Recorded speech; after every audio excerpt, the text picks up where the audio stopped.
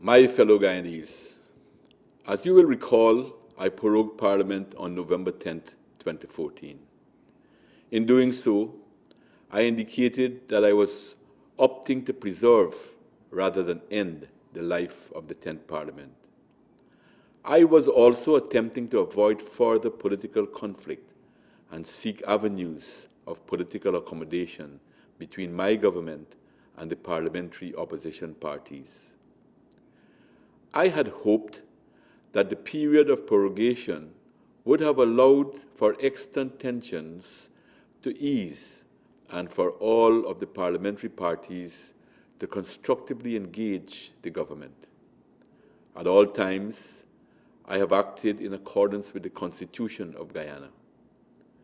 I also did it to enfranchise those persons through no fault of their own who could not get on the roll or the voters' roll at the last elections because of lack of source documents, mainly residents living in the hinterland. Unfortunately, the opportunities that prorogation provided for continued dialogue and engagements with the parliamentary opposition parties have not materialized. The parliamentary opposition adopted an inflexible position that they will not engage with me until Parliament was reconvened. I had hoped that they would have reconsidered this unproductive posture and meet with me so that we could discuss our differences and find solutions to advance the development of Guyana. During this current period, my government paid strict adherence to the Constitution in administering the welfare of our nation. Further, there were regular interactions with national and international stakeholders to keep them abreast with developments and my efforts to reach some level of political consensus. Meetings were also held with the Guyana Elections Commission, GECOM, to emphasize the need for their readiness for holding free, fair, transparent, and efficient elections. This was consistent with my intention to call general elections should there be failure to find accommodation with the parliamentary opposition parties. You will recall that in December 2014, I had alerted international observers to the possibility of elections in 2015. Also, at a press conference, I assured the nation that I was going to announce a date for general and regional elections early in the new year as not to disrupt the holiday season. My commitment to preserving and strengthening our democracy is unquestionable. I made it clear then that I remained open to dialogue with the opposition parties. It is a door that I did not, nor do not intend to shut, now or ever. In light of the opposition's sustained refusal to engage my government in the dialogue we anticipated, and in light of the commitment I made to you, the Guyanese people, I now move towards general elections.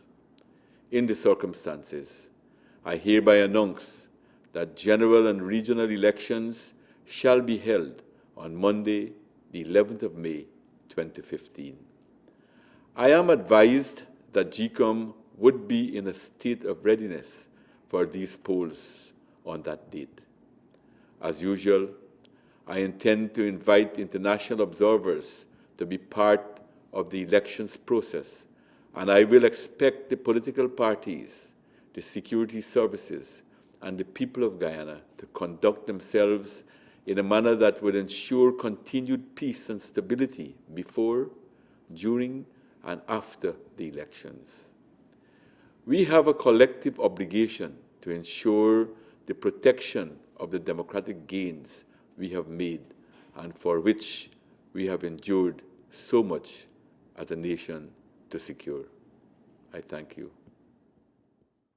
In the next 4 months, you will have to make choices, not just between 3 individuals or political parties. These choices will determine the future of our country. I present to you a platform that will secure jobs through investments in ICT, higher levels of education, and the modernization of our infrastructure.